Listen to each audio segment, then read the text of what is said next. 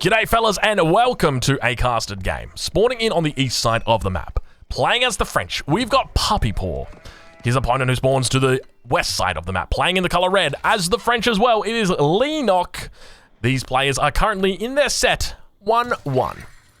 That means that the last two games on this channel, you're correct, they are both these games and they're both part of this set. And this is part of Golden League.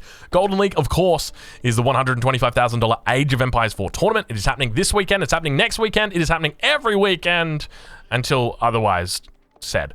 There is an end date on Golden League, don't worry. But I just don't know exactly when that is. So I'll let you know, though. I will let you know. But essentially, come check us out. We're going to be live this weekend as well. It's not actually my tournament. It's hosted by EGC TV, but I'm doing a lot of casting over there. So I'd love for you guys to come along. Come check out some of the games because this weekend we have an absolute banger of a weekend plan for you guys. This series, as well as this weekend's, all of the series that are going to be there, it's part of off-meta combat. And what that means is players are going to be picking civilizations that aren't typically picked on maps like this. This, of course, is Highview. And Highview is a map that normally you would expect the Rus to come out. Normally you'd expect the Delhi to come out. Normally you'd expect to see the Mongols, maybe even the Abbasid dynasty to come out. But in this situation, players have opted for the French. And as a result, it means we're going to have a little bit of a different scenario opening up here today. So both players opting for the French, we're going to have a French mirror. And look, I know a lot of people would roll their eyes at the concept of a French mirror, and I do talk about this a fair bit. If there is any map that or if there's any civ that I would want to see mirrored, it's the French. These guys absolutely love to murder each other and murder each other's vills. So I suspect, this game is probably going to end in feudal age. I suspect one player is going to have 6 villages, the other player is going to have 7 villages, and that's going to be the difference between the two. But we'll look to see how it goes because Puppy Paw is definitely intent on scouting out the entire map. You can see he's done a great job so far, starting off with the 2 scouts. His opponent, Leenock, managing to find a fair amount of sheep here as well. Doing a pretty decent job. We'll take a look at the numbers of villages. We've got 2 and 7 for the sheep of Leenock, and Puppy Paw sitting on 2 and 4. So definitely a bit behind at the moment. Puppy Paw is with the sheep count. But there are still sheep on the map to be found. I'm sure we can find them if we looked. But the next question is probably going to be about boars. Now, we do see a boar in the center of the map. So do we see a French player potentially move towards that boar? I wouldn't be surprised if we do, but at the same time, I'd kind of be surprised if we did. The boars, obviously in the middle of the map, they're quite open. So if you move out here, you're going to be dropping a mill, you're going to be dropping an outpost, and you may potentially lose these villages because they are so far forward. But now we hear the landmarks or the age ups coming through from Puppy Paw. He's going to be going for the School of Cavalry on the other side of the map. Where is Leenock at? He's going to be dropping the School of Cavalry himself. No surprises here. No shenanigans. No interesting situations going to be coming out of the woodworks. It seems mill going to be going down for Leenock on the berries. At the same time, Puppy Paw going to be dropping down his own mill. We have got players mirroring each other up until this point. Leenock a little bit behind Puppy Paw at this point in the game, but at this stage, it's all much of a muchness because he's always got the defender's advantage if his opponent looks to be aggressive against him. 3 villagers tapping away at the landmark for both players, it seems, and indeed that is correct. And now the question is, where do we go from here? I'm expecting that we're going to be seeing a wheelbarrow coming out early for Leenock, a wheelbarrow probably coming out pretty early as well for Puppy Paw. Puppy Paw a little bit ahead in the gold, but Leenock a little bit ahead in the wood. And you guys know if there's anything to know about Leenock, it's definitely going to be something to do with wood. He is the kind of guy who loves to have sufficient amounts of wood. We've seen him stacking it up throughout the games here, but now under attack towards his enemy's base. He's got to be careful there not to lose that scout, but manages to do a pretty decent job of dodging the town center.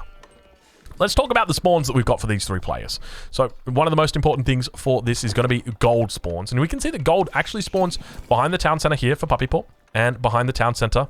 I say behind the town center for Leenock. It's actually towards the front. I was looking at this gold. I was like, yeah, he's got a gold behind his town center. I mean, technically, yeah, it's behind his town center, but is it though? Not really. But now it looks like we've got Puppy Paw standing by, ready to go. Scout actually isn't able to attack the villagers in age 1. As soon as age 2 happens, though, he will be attacking the villagers. And the reason why is because of the scout change. For anybody unfamiliar with the scout change, essentially what happened is they took scouts and they made it so that they attack much faster than what they did before, but they do less damage. But every time they attack, they actually do a little bit of an interrupt animation on these villagers that are gathering gold, or gathering food, or gathering wood. Anything that these villagers do, they will get interrupted. And so what the founders of ETCV said is we're actually going to ban it. We're not going to allow it because it's just not possible to have a fun game where you've got scouts that are attacking villagers and they can't gather. It's like deleting the villager. And so it makes a lot of sense to be doing that. But now Puppy Paw reaching up to that castle age, still yet to really spot out exactly where his opponent's base. I say that, but you know, it's the spectator overlay. Yeah, Royal Knight going to be coming out for him. Going into scouts as well. Do we have professional scouts coming through? Not quite yet. We're going to have it any second now. Any second now. Any second now. There it is. That professional scout's going to be coming through. And we can tell that because he's got that extra scout in production. So normally you wouldn't have these extra scouts coming through. But over on the other side of the map, Lee Nock, he goes for the early wheelbarrow. So we have begun to see some difference between these two players with regard to their build orders. Second stable coming down for Lee Nock as well. Nice and hidden away at the back of the base here. Doesn't look like Puppy Paw having any real idea. And now we see Puppy Paw actually walling up. And to me this says, hey, I don't want to fight. I just want to chill. I just want to chill for a moment, yo. And I don't know if Lee Nock's going to let him. Lee Nock ain't the kind of guy who's just going to let a dude chill. But interestingly, Puppy Paw dropping down at barracks straight away. And there's sort of an age-old question.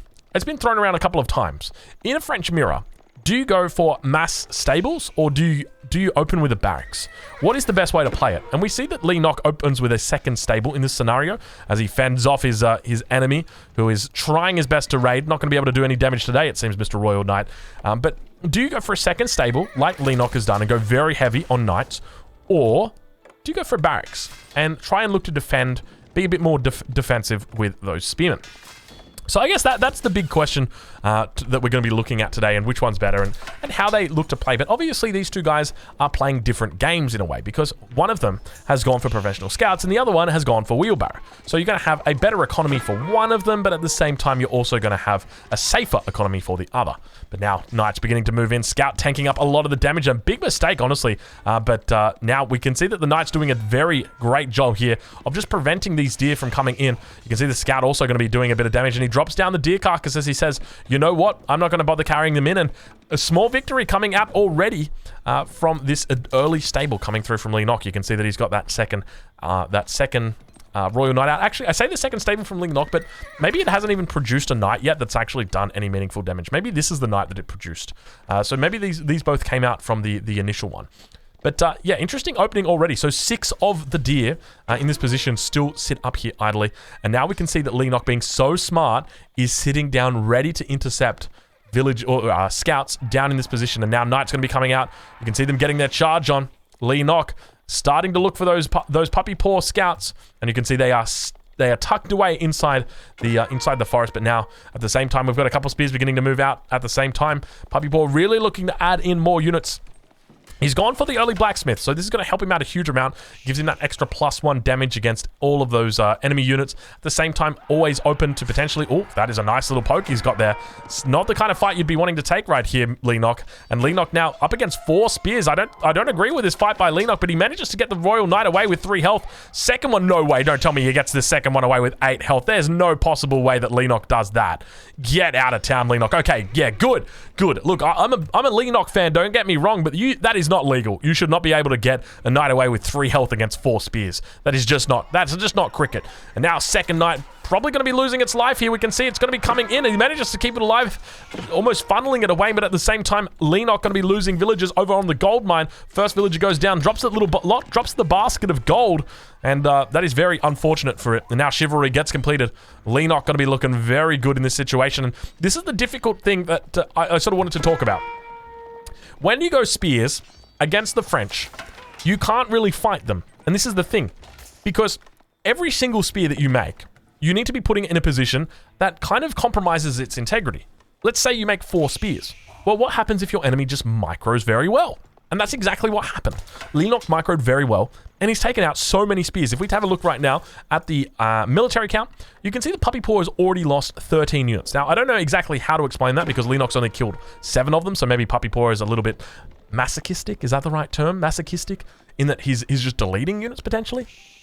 I don't know exactly, but I guess the issue is that you are going to be throwing away spears in this scenario and you're never actually going to be able to build up a critical mass of them. Now, we can see that Puppy Paw has taken this chat that I've had with him very seriously, and he's decided, well, Drongo, I'm going to add in a second stable, or rather, a second barracks, and I'm going to make ends meet with that.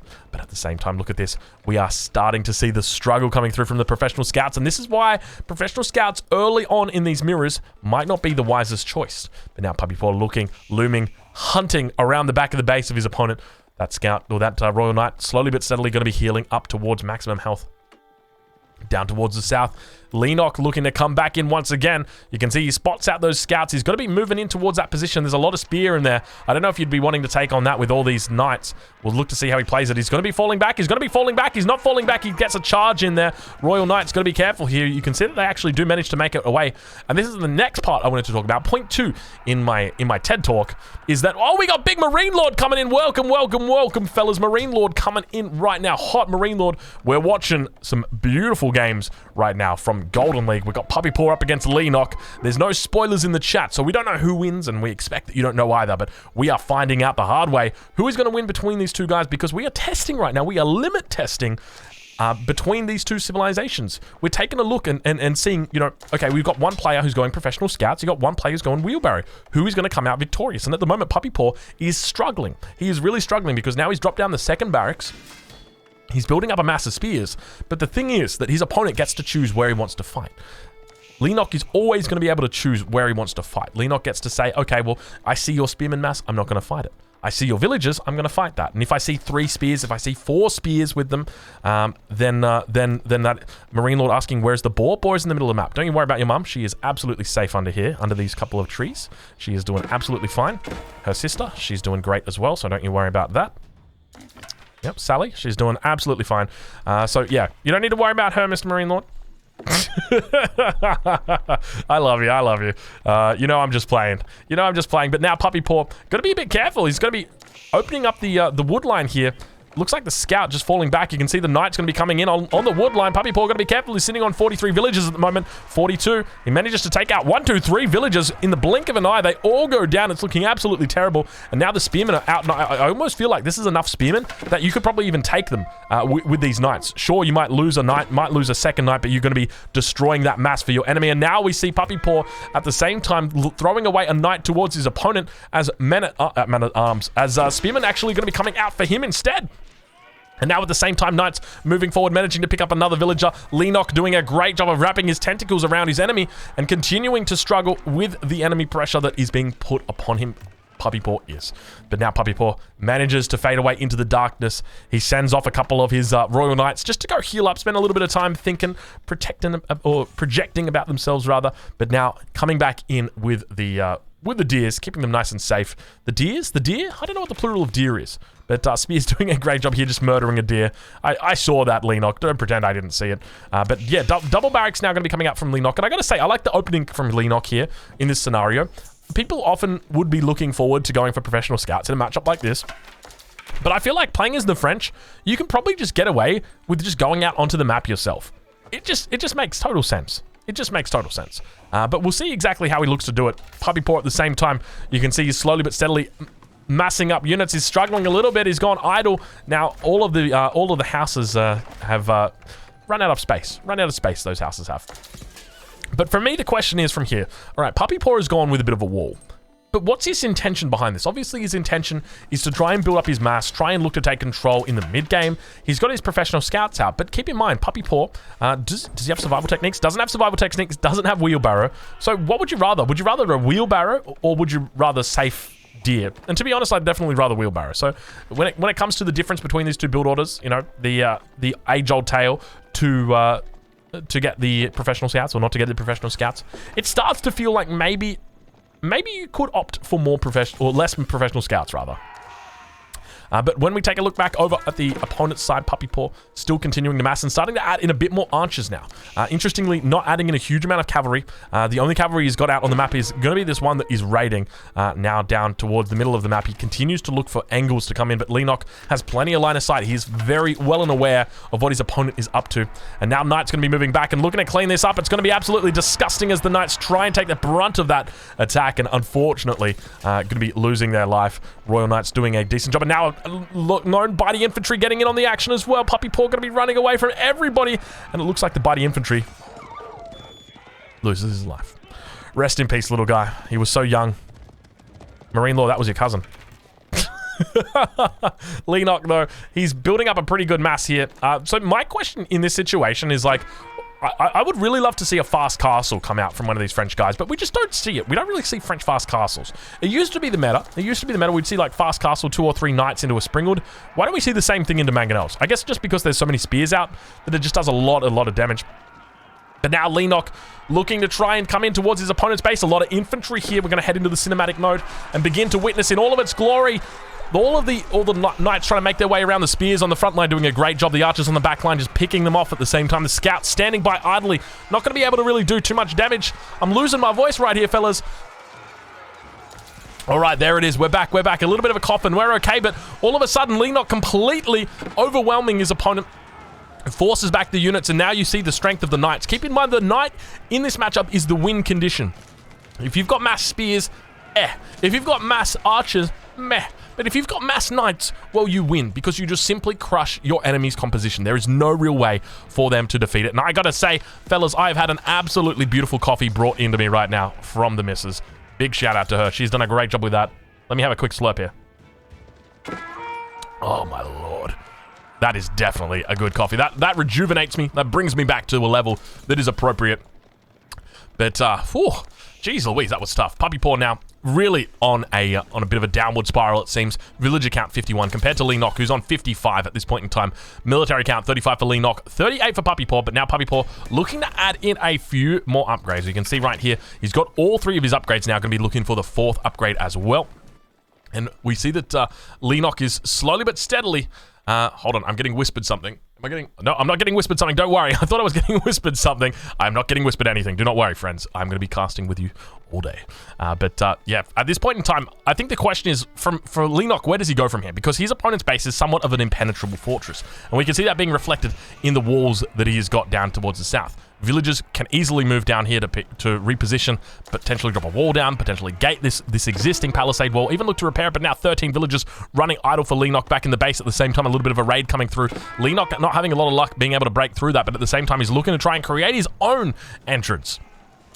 But, let's see how he goes about doing it. Puppy Paw struggling. You can see he's moving across the other side of the map. He's going to be coming out to the deer out here. He's already managed to take 3 of the deer away from this patch. He's going to be coming out for the 4th one, and now the knights begin to move in. Leenock heading into unknown pastures, seeing what he can find, and does get repelled by a huge mass of archers. Not going to be able to... I would have loved to have seen Puppy Paw come in and re-wall that. That would have been absolutely amazing. A potential outplay for him, but now at the same time, a bit of an overchop might be happening. Indeed, an overchop is indeed happening. Leenock could look to be getting inside that entrance. Look at that overchop. That is absolutely massive. There's a gaping hole.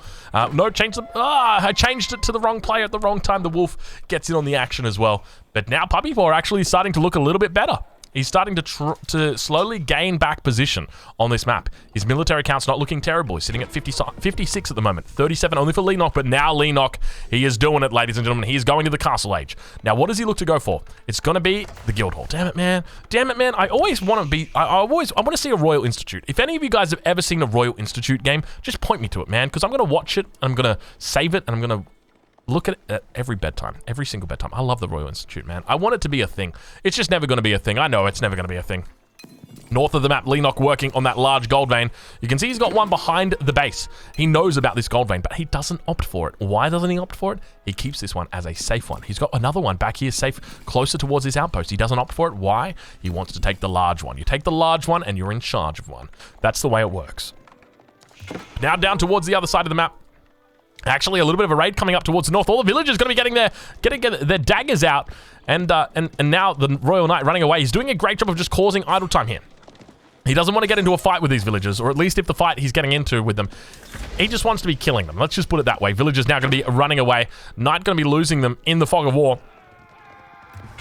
Leenock looking to try and find that last knight. Not going to be able to do it. I love the way they were charging. They were very intent on killing that specific knight, and then he vanished. And then they're all like, ah, damn it. And it was gone. But now at the same time, a bit of a push coming through. Leenock still yet to upgrade his veteran Royal Knights. At this stage, you can see it's in queue. 10 seconds to go on that bad boy. He gets repelled once again, and Puppy Paw looking quite decent in this hold. The question is going to be whether he can get up to Castle Age himself, but now begins transitioning to farms. And now it's happening. A second TC also going down for him. And this is not good, Puppy Paw. This is not good, because not only are you investing 700 resources in a town center, you're investing, 50 food, 100 food, 150 food, XXX, 500 food into villages, but you're also throwing down farms.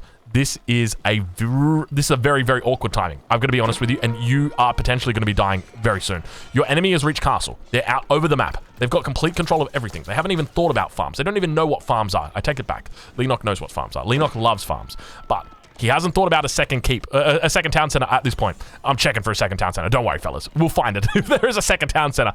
He hasn't thought about a second town center yet, so he's going to take all those resources that you have spent in, farms largely. How many farms have we got out here? Let's double check. 12 farms coming out for Leenock.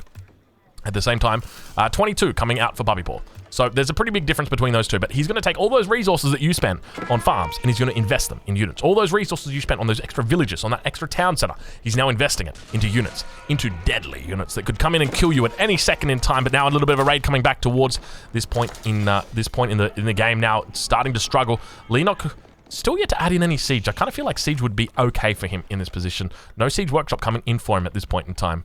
But let's take a look over at the base of his opponent. Puppy Paw now going to be holding on for defense, and at the same time you can see the village is going to have to be falling back. There's a little bit of an opening on that wood line as well as the front line. Don't forget about that. We'll enter into the cinematic mode because I've got a feeling a little bit of a battle might be beginning to break out. Village is going to be looking to struggle here. You can see all the jousts coming out. Puppy Paw running for his absolute life towards that secondary town center. At the same time on the front line, the men at arms doing so much work looking to tank up all of that damage coming out from the archers. They're still yet to get their veteran upgrades because there is no way this guy is heading to castle with the second town center and 22 farms. It's absolutely too many, and now a massacre begins on the wood line. All the villagers going to be going down. Only space for 10 inside, and all of the 10 do manage to jump inside, and Leenock looking incredibly strong as he looks to continue wrapping his tentacles around the paws of Puppy Paw, and unfortunately it looks like Puppy Paw is going to completely be destroyed here. I want to have a quick check of the villager count. Let's take a look at these two players. 56 for Puppy Paw with 20 idle. 69 for Leenock. Absolutely nice for Leenock right there, and he has got excessive amounts of wood. There is no insufficiencies right here, and Leenock wins the game, winning the series 2-1 and taking down Puppy Paw and moving on to the next round. Puppy Paw gets tapped out, and yes, we are live this weekend. Make sure you check us out, EGC TV. I'll leave a link in the description. 17 GMT? I was going to say, no, 15 GMT. 15 GMT, I'll see you guys there.